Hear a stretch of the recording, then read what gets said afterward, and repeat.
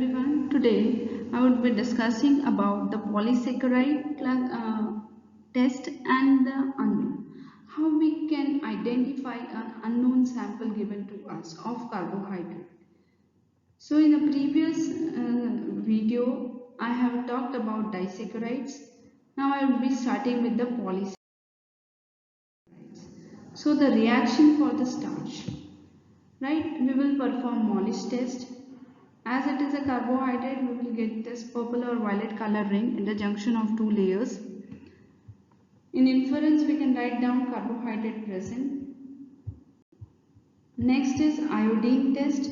Here for the starch, the iodine test would be positive. It will give you blue color. Will suggest the polysaccharide present. Benedict's test, as they are non-reducing, so no change is observed. So here in inference I can write down reducing sugar is absent.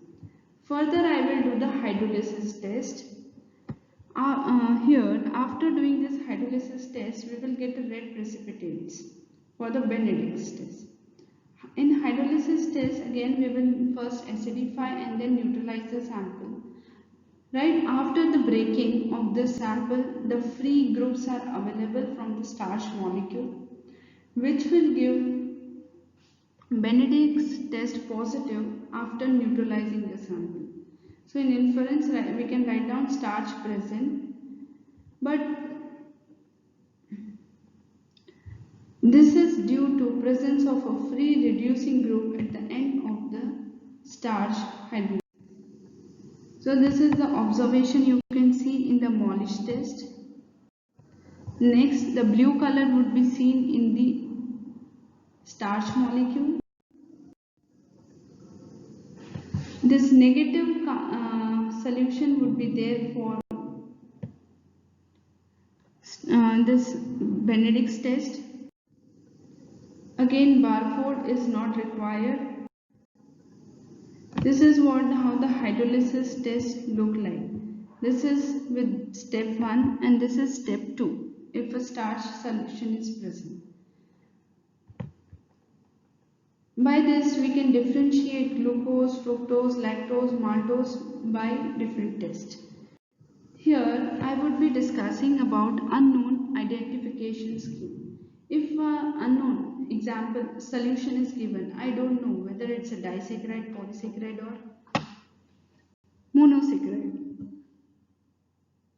So for that I have to start my test with the Mollis test.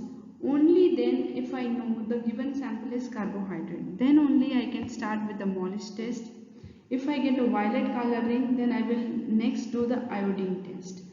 Iodine test, if it's blue in color, may be due to starch. And after getting a blue color, I will do the hydrolysis test for the confirmation while doing Benedict's test. If iodine test is negative, no blue color, then it could be mono or disaccharide. So next test I would perform is about disaccharides. Here again there could be two possibilities. There could be a brick red precipitates observed that will suggest that reducing sugar is present. Then I will perform Barford test. Again two observation, that is red scrum precipitate and no red scrum precipitate. So red scrum precipitate will suggest the presence of monosaccharide. Next, if no red scrum precipitate, then it would be a disaccharide. So disaccharide further been confirmed by doing Usazon test.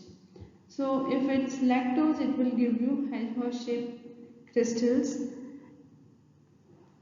and if it's maltose, it will give you sunflower-shaped crystals. I will come again back to if I get a red scrum precipitate, that will suggest about presence of monosaccharide. Now further I need to do the Sullivanov test,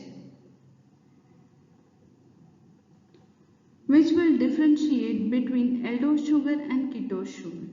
So if cherry red color is observed, then we can confirm the given sample is fructose. If there is no cherry red color, we can say the given sample is glucose. So by this we can identify an unknown sample by doing series of tests together. Thank you for watching. By this I complete my whole practical series of qualitative analysis of carbohydrate. Thank you so much.